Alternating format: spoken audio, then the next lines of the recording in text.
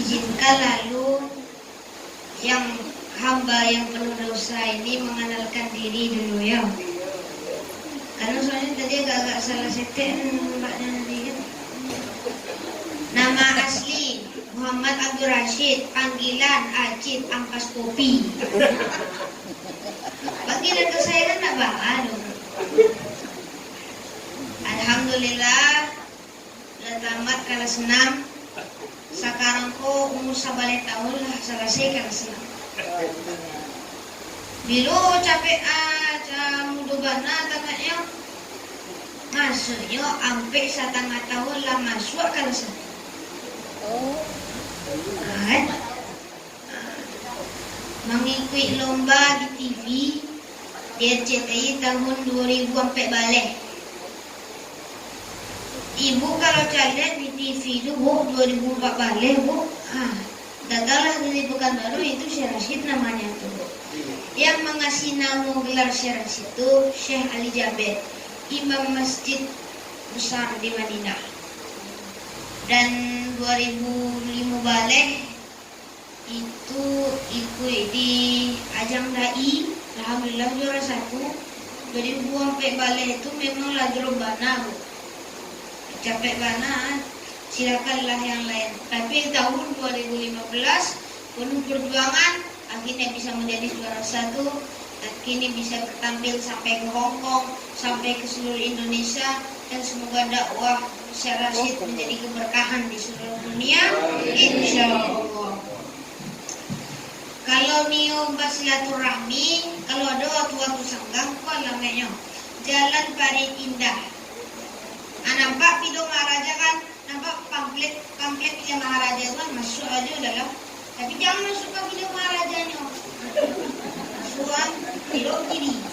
Nampak musola Nurul Iman, tak ada papang namanya tuh loh. Ada tuh. Yang penting musola Nurul Iman namanya, belok kanan. Nampaklah ada pendopo tempat sholat itu, itulah rumah Syekh Rashid. Disitulah Syekh Rashid tinggal, disitulah Syekh Rashid belajar. Dan Syekh Rashid di sini tidak ceramah lama-lama, karena sebentar lagi juga akan mengajar. Kalau mau lihat yang lebih lanjut, silakan lihat video terbaru di YouTube Syekh Rashid. Jangan lupa like dan subscribe. Alhamdulillah, wa nusalli ala rasulil karim wa ala alihi wa sahbihi ajma'in. Wa qala aidan fi kitabihil karim, a'udzu billahi minasyaitonir rajim. Bismillahirrahmanirrahim. Inna a'tainakal kautsar fasalli li rabbika wanhar. Inna syani'aka huwal abtar. Wa qala aidan fi kitabihil karim fi haditsil karim sallallahu alaihi wasallam, la yadkhulul jannata qati'ur rahim. Bapak Kepala Dinas Bapak Haji Muhammad Amin lah Haji Pak. Alahan, alhamdulillah. Iyo, kalau orang Indonesia aneh, niu dipanggil haji, riak tuh namanya tuh. Kalau di Siko ada yang nan mau dipanggil haji, riak namanya. Jangan pula macam Haji Muhyiddin, haji 3 kali. Haji Muhyiddin. Tapi yang beruntung apa haji sekali Pak? Daripada haji 3 kali bisa jadi riak, bisa jadi pamer sama orang. Awak lah haji 3 kali kok. Kok gak bang? Itulah akan ditanya dulu sama Allah. Yang aku nanti ditanya sama Allah apa yang ditanya sama Allah? Mana amal? Mana? Kamu aja di dunia cuma kerjanya cuma riak. Kamu memutuskan tali silaturahmi. Maka kata Pak Muhammad Amin tadi, silaturahmi itu enggak pensiun. Mana ada silaturahmi pensiun? Kalau ada, tujuannya pensiun dalam kerja dah Pak. Tapi silaturahmi tidak boleh. Karena Nabi dah bersabda, dari abad yang lalu Nabi sudah mengatakan tidak akan masuk surga orang yang memutuskan tali silaturahmi. Ya kan ada ibu-ibu berpelangi hijau kuning kelabu. Tujuannya apa ke sini? Hanya untuk merekatkan tali silaturahmi. Kini Oranglah banyak membutuhkan dari silaturahmi. Mangga dibutuhkan. Karena ada rasa benci, karena ada rasa sakit hati, karena ada rasa hasad. Hilangkan rasa-rasa itu semua. Karena kurang iri yang dalam dikatakan Nabi itu dua. Kalau dua ikuti KB. Bukan dua. Tapi umi awak lebih.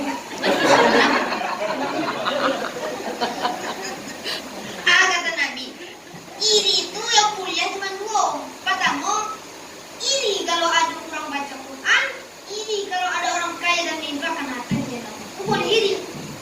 Kita iri sama dia punya harta budi banyak, tapi gak diinfakkan. Mobil Lamborghini, tapi harus seluruhnya. Karena tidak menginfakkan di jalan Allah Subhanahu wa Ta'ala. Bapak Ibu yang dirahmati Allah, silaturahmi bukan berarti cuma Idul Fitri saja, tapi di hari-hari lain juga kita bisa silaturahmi. Ada waktu suka pergi ke rumah teman, hanya sekedar say hello atau berbicara, tidak mengapa. Ikut enggak silaturahmi di hari raya Idul Fitri? Esok-esok dah datang balik. WA pun tak dibalas. Tak boleh. Apa-apa tak boleh. Ibu-ibu tak boleh. Karena mengaku umat Islam itu diajarkan untuk saling merekatkan hubungan dan menguatkan bangunan fondasi untuk Islam. Kalau musola sakinah itu dibangun, pasti ada tiangnya. Benar kan? Coba musola kok tidak ada tiangnya, roboh enggak? Roboh lah. Karena kenapa? Seperti itulah permisalan persaudaraan kita. Kita saling mencaci maki orang, kita saling mencemoohkan orang, tapi kita tidak pernah meminta maaf. Maka yang punya salah minta maaf. Tadi bapak dan ibu macam pengantin tadi nampaknya bapak ibu ya. Sudah meminta maaf kepada kita semua. Kita harus lapang, ikhlas, jangan terpaksa pulang maaf. Saya minta maaf, saya akan maafkan. Tidak boleh itu. Itu namanya berarti masih ada rasa dendam. Kalaupun ada hutang bisa saja dilunaskan. Kalaupun ada salah dan maaf, itu bisa dimaafkan. Tidak lamaran sih, anak minta maaf lagi. Saya sudah boleh ketemu. Awak tidak nio katamu sama ini, tidak boleh. Karena kenapa? Kita itu diajarkan untuk saling memaafkan.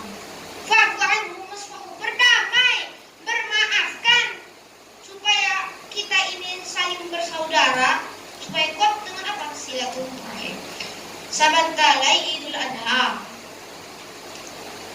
lah banyak kambing-kambing berdatangan yang siap nio dikurbankan. Jadi kalau di sini nampaknya ada yang gemuk sete, bisa dikurbankan. Karena dagingnya kenyang-kenyang, gemuk juga. Oh, langgan duit bisa dikurbankan. Bapak Ibu, kalau kata para ulama, kalian yang kurbannya nggak ikhlas. Karena kebanyakan orang kurban nggak ikhlas. Kurban bagi orang yang haji, kalau banyak berangkat haji sekarang, ya. Semoga yang haji di sana diterima amal ibadahnya oleh Allah. Amin. Yang haji di sana amalan tak jumrah, ula rusko, umroh, itu mereka melemparkan sifat-sifat buruk, melemparkan sifat-sifat buruk dalam hati mereka. Batu itu bagaikan hati mereka yang penuh kotor, yang penuh isi hati dengki, iri, hasad, semua dosa yang dilakukan. Maka dengan haji itulah bisa dihapuskan dengan apa? Melontar jumroh. Kita yang nak haji, tidak haji, kurban seda. Bawa sapi, bawa kambing sado yang bawa, jangan manusia kambing seda. Allahu Akbar. Itu apa tandanya tuh? Kalau dikurbankan, itu berarti kita sudah menyembelih dosa-dosa kita yang selama ini kita telah buat kepada orang-orang. Kalau apa-apa ibu-ibu ada salahnya, maka dengan kurban itulah bisa dihapuskan semua dosa-dosanya. Siap Bapak Ibu mau kurban? Siap? Kalau ada kurban itu janganlah orang-orang kaya itu kasih. daging kambing yang enak, pengen yang empuk-empuk, fresh. Kasian, orang kaya nak kasian lihat orang miskin, wah, nggak makan sehari mereka. Kasihlah. Ini enggak, kita kayak pengen daging empuk aja. Pengen kan? Bu, kalau ibu, bapak punya hati, kurban itu jangan buat kita aja. Kasih semuanya kepada orang miskin. Bener gak? Punya hati nurani, punya akal pikiran, oh kasihan aku lihatnya, dia belum makan seharian, dia belum apa-apa seharian, kasihlah kurban ini, kurela habis daging kurban. Bapak Ibu yang dirahmati Allah Subhanahu wa Ta'ala, dengan menyembelih kurban, dengan membagikan daging kurban, semuanya kita jalankan dengan ikhlas, insya Allah semua itu akan bernilai pahala oleh Allah Subhanahu wa Ta'ala. Ibu punya sakit hati, ibu punya apa-apa penyakit dalam hati, sholat taubat dan berkurbanlah. Maka perintah berkurban itu sudah ada zaman Nabi. Inna a'tainakal kautsar fasholli li rabbika wanhar. Hafal apa-apa itu sekolah, hafal berapa juz bu? Hafal dia hafal sudah kasih dia mah. Pentingnya sholat dan kurban. Ikola dari sekolah muncul perintah sholat Idul Adha. Kita punya sholat terawih itu sholat Jumat, Idul Fitri, sholat istisqa. Kalau kita misalkan di Riau ada kabut asap, ya kita semoga doakan semoga Riau ini tidak ada kabut asap lain. Ya, kita doakan semoga Riau ini terhindar dari semua bencana. Sholat istisqa. Bila sholat dilaksanakan ramai-ramai itu ada juga sholat Aidain. Kalau Aid satu, Aidain dua. Kalau misalnya contohnya qalamun koci pina, qalamani dua pina. Nah itulah pentingnya baraja bahasa Arab. Jangan pandai baca Quran, baraja bahasa Arab pun tak nyium. Makanya fasholli li rabbika wanhar. Maka ada dua sholat Aidain.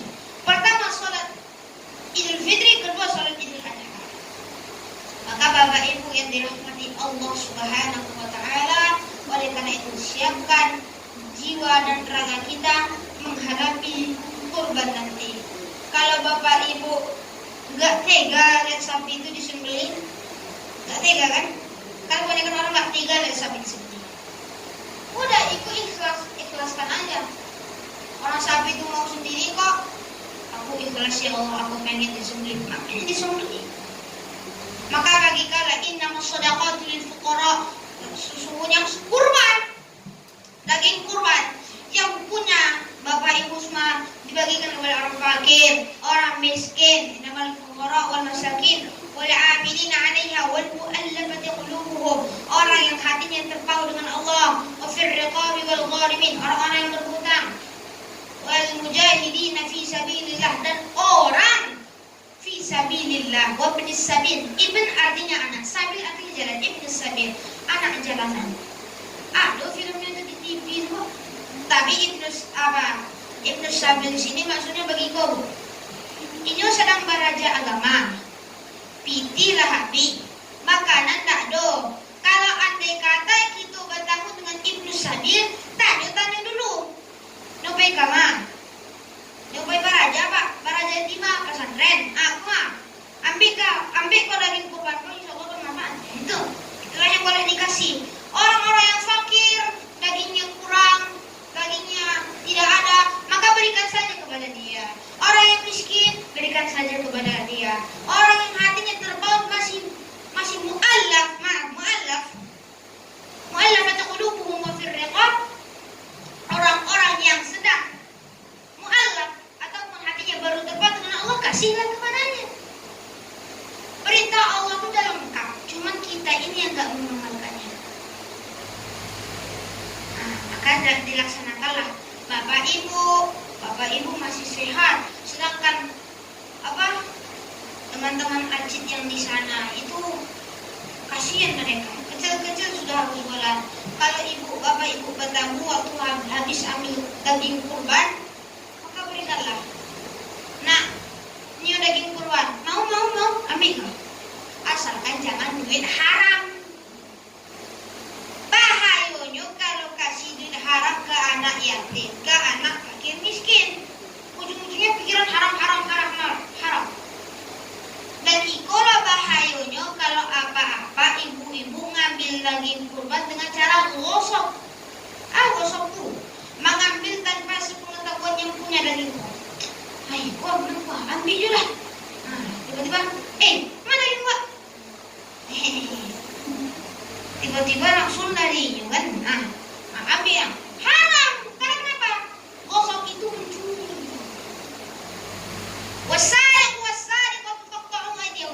Orang yang mencuri hak atau daging orang lain itu sudah dipotong tangannya nanti di akhirat. Sekalipun mencuri dan dipotong tuh nanti di akhirat, Pak. Mencuri daging tanpa sepengetahuan orang gosok itu haram. Maka itu tidak boleh dipakai untuk dan diberikan kepada orang-orang yang fakir miskin. Yang halal, kalau udah dapat kupon, kalau dapat kupon banyak, dapat juga daging banyak, berikanlah seperempat atau seberapa kepada orang miskin yang mereka kebutuhannya sudah habis atau sebagainya. Kita semua harus peduli kepada mereka. Bu, Pak, udah pada ngopi belum? Diam-diam baik. Ngopi Bang, ngopi Bang. Udah jam barang. Boleh. Bu sambil tanggal 30 lah masuk. Sampai baraja lah masuk, baraja bahasa Arab. Apa-apa ibu-ibu yang dirahmati Allah Subhanahu wa ta'ala, selain kita bersilaturahmi, selain kita berkurban, tingkatkan amal ibadah kita yang lain. Kita sholat Idul Adha, seharusnya kita berkurban itu habis dosa kita. Seharusnya makin meningkat, bukan makin berkurang. Itu enggak habis sholat kurban lah habis hati itu masih ada rasa manis. Bahayanya kepada orang-orang yang seperti ini, maka amal ibadahnya tidak akan diterima. Walah haus bana, minumnya setelo, tenggorokan sakit, boleh nak minum. Kalau apa-apa buat SMP baraja bahasa Inggris, aku bahasa Inggris rumah Pak. Haus. Ya, minum dulu setelo.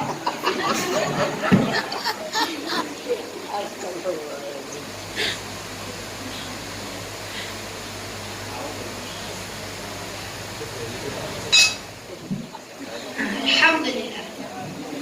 Tenggorokanlah kembali sempurna. Satu hadis tentang silaturahmi yang disampaikan oleh Nabi. Qala Rasulullah sallallahu alaihi wasallam, "Inna mathalul jalis as-salih wa jalis as-su' kahamilil miski wa nafikhil kir." Sesungguhnya pertemanan ataupun sahabat ataupun silaturahmi yang baik dengan silaturahmi yang buruk bagaikan seorang penjual minyak wangi dan tukang besi. Imma fahamilul miski imma ayyuhidaka wa imma an tabda'a min wa imma an tajida minhu rihan thayyibah. Kalau kita berteman dengan orang-orang yang soleh, majelis yang soleh, silaturahmi yang soleh, maka kita kalau bertemu dengan minyak wangi, misalnya apa-apa alun mandilai 3 hari, seminggu pun alun mandilai. Aku belum mandi, tapi masih ganteng juga. Dari depan aku tampan, dari belakang ada tahu. Aku lagu apa alun mandi bareng, seminggu pun alun mandi, datang tukang minyak wangi. Aku buat apa? Insya Allah lalat menjauh jodoh mendekat. Aku ibu-ibu lah marah lo balik apa? Jangan tambah lebar. Wana fi kulkir imma ayyukhriqa thiyaba. Kalau kita berteman dengan orang-orang yang buruk, silaturahmi pun yang buruk, itu akan seperti tukang besi. Pandai dia membakar baju orang, dapatlah bukit ciuman saharum kasuri, tak ada kasuri lah Pak. Orang tak ciuman. Maka itulah perpisahan salah, berteman dengan orang-orang soleh. Maka carilah, kalau di Tampe Karajo, nasihatilah yang punya anak, nasihatilah nak kalau jadi teman hati-hati. Saya rasa juga pernah dinasihati sama Umi. Emang betul yang dikatakan Bapak Muhammad Amin itu. Saya rasa masih dalam binaan Umi, masih dalam binaan keluarga. Umi juga menasihati, nak kalau jadi teman hati-hati nak. Ada bisa teman yang menjerumuskan, ada bisa teman yang mengajak kepada kebaikan. Ibu-ibu kalau dapet taman Karajo yang nggak cinta-cinta, datang hari Jumat, wah, amal suka banyak kan? Nah, kaki-kaki bisa pergelangan, wah, banyak banget mas hilang. Nah, bahaya itulah. Kalau dah banyak emas, kalau dah banyak apa semuanya itu bahaya. Maka kalau kesini itu jangan banyak-banyak perhiasan. Tengoklah Pak ibu-ibu nih, sudah dikategorikan masuk surga duluan nampaknya daripada kita. Kita nampaknya transit dulu nih Pak di belakang. Karena ibu-ibu ini sudah perjuangannya sudah jelas. Ibu-ibu ini bertemannya dengan majelis taklim. Yuk kadang majelis taklim itu kadang 1 jam mendengar, 1 jam setengah mendengar ustaz berceramah, 2 jam setengah membicarakan orang. Oh, wajah mas dewa. Anjir kok iPhone X1 ya. Bu. Bu. Oh, banyak PT bu. Bisa balik emas bu. Iya. Jangan ada dusta di antara kita bu. Makanya kalau majelis taklim itu kalau ada pengajian biasa-biasa juga lah. Jangan macam orang kaya Pak. Punya istri yang hajah, jangan undang hajah ke majelis taklim. Inyo tuh dia coba. Kadang yang hajah tuh yang paling buruk. Suka fitnah orang. Suka pengen panggil hajah. Kalau hajinya gak baik sete. Haji Muhammad Amin, alhamdulillah baik lah orang yang tak bisa dengan ceramah inyo juga mengurusi kerjaan kok. Baik juga beliau. Karena hajah itu yang tak baik. Bahayanya hajah bisa tukang fitnah. Bisa apa? Yang melakukan menghalalkan segala cara lah. Yang penting kita semua harus mencari teman yang baik, harus mencari silaturahmi yang baik, jangan cari silaturahmi yang buruk. Apa-apa yang dimuliakan, ibu-ibu dan dimuliakan, kita semua sudah sama di hadapan Allah Subhanahu wa taala. Mau kepala dinas, mau ketua, mau sekretaris, mau berkepala yang tak berkepala, semua sama di hadapan Allah Subhanahu wa taala. Sebenarnya tadi kalau Bapak Amin sudah membaca ayat itu tandanya Pak Amin yang ceramah, bukan Syekh Rashid yang ceramah. Karena belum puasa ya kan baca ayat ini, belum pesantren mana ini. Nampaknya belum pesantren ini. Tidak ada yang menghalangi seseorang daripada contoh lah Pak. Beliau bisa membaca Quran, menghafal ayat pun bisa. Dua ayat yang beliau hafal. Ibu, kulhu. Nah, beliau binas. Itu. Makanya Pak Amin lah yang jadi imam ke depan. Jangan kita yang jadi imam. Ikut nak apa yang hafal kulhu yang jadi imam. Masuk depan kulhu Allah. Rokat kedua kulhu Allah. Anak paling yang hafal An-Nas jo. Masuklah yang An-Nas. Kalau di Nas, Allah Akbar. Kalau di Nas, itu kita harus tingkatkan bacaan Quran gitu. Lah barang lama tak membaca Quran. Kalau syarat-syarat ibu sekretaris ini matanya agak sipit sete. Mama, ibu sipit panu atau ibu sering baca Quran. Contohlah ibu sekretaris dalam hal baca Quran. Kalau Pak Amin contohlah dalam sifat kepemimpinannya. Selain dia pandai pemimpin, dia pandai baca ayat. Jangan kira semua pemimpin tak bisa baca ayat. Bisa beliau baca ayat. Bisa-bisa nanti beliau jadi wali kota insya Allah. Amin. Insya Allah. Tapi tahun 2030 sudah pensiun lah barulah jadi wali kota kan. Beliau memimpin dengan penuh kedamaian, ya kan? Insya Allah lah. Nanti lah habis tahun 2030 gubernur lo balik. Gubernur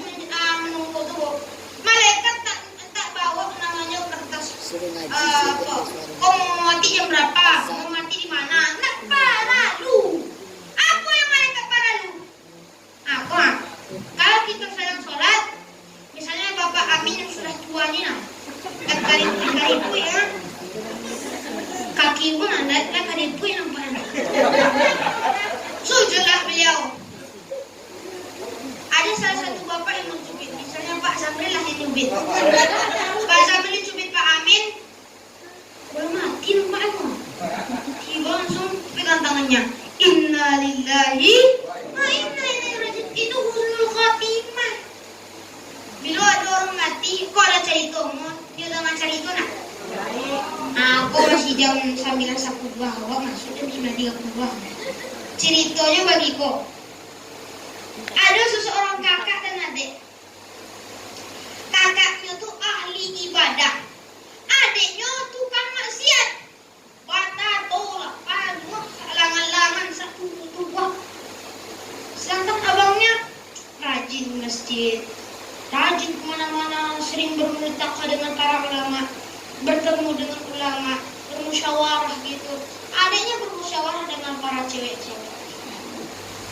Nah, suatu ketika bergantilah sang adik ke masjid, sang abang setan itu mus-mus. Woi, Pak hilang. Sampai adik tuh ancas itu daripada masjid. Sedangkan malaikat membisikkan, hai adik kakak, pergilah ke masjid, pergilah, kailah masjid, kailah. Yang satu pergi ke diskotik, yang satu pergi ke masjid. Sampai masa itulah terjadi gempa bumi. Yang terjadi apa? Si kakak peluk memegang cewek, sedangkan si adik meluk memegang Al-Quran. Makanya tinggalkanlah, sekalipun diri kita ini penuh dosa. Maka Abu Nawas pernah bersyair, Ilahi las tulil firda si agna wala aqwa ala nari jahimi. Apa kata Abu Nawas? Ya Allah, saya nggak sanggup masuk surga karena saya ini berdosa. Dengan cara apa? Kita sholat taubat, kita berwudu, kita mandi, kita bersihkan dosa-dosa kita. Apa kata Allah? Wasari'u ila maghfiratin min rabbikum wa jannatin 'arduha as-samawati wal ard u'iddat lil muttaqin. Apa ayat pun apa? Minta apa bagi? Apa tambahan lagi hafalannya sampai 30 juz, Pak? Tidak ada kata talambek menghafal Quran. Wahai para hamba-hamba Allah, bersegeralah untuk mencari ampunan Allah Subhanahu wa taala. Wajannatin 'arduha sama, maka akan aku janjikan engkau masuk surga. Bapak Ibu siap bertaubat? Siap berbagi? Siap menebarkan senyuman kepada orang? Siap memaafkan orang lain? Nah, sebelum menutup acaraku, silakan Bapak Ibu berhadapan. Pak Amin hadapan dengan Syekh Puji. Nah, doa dulu lah. Nah, doa dulu. Habis itu baru berhadapan. Baca Al-Quran. Ala hadhihi niyah wa fi kulli niyatin shalihah wa ila hadratin nabi al-fatihah. Alhamdulillahi rabbil alamin ar-rahmanir rahim maliki yaumiddin iyyaka na'budu wa iyyaka nasta'in. Bismillahirrahmanirrahim. Alhamdulillahi rabbil alamin. Allahumma salli wa sallim ala sayyidina Muhammadin wa ala alihi wa sahbihi wa sallam. Ya Rabbana salli ala sayyidina Muhammadin wa ala ali sayyidina Muhammad. Ighfir lana dhunubana wa liwalidina warhamhuma kama rabbayana shaghira. ولجميع المسلمين والمسلمات والمؤمنين والمؤمنات الأحياء منهم والأموات برحمتك يا أرحم الراحمين. يا الله يا رحمن يا رحيم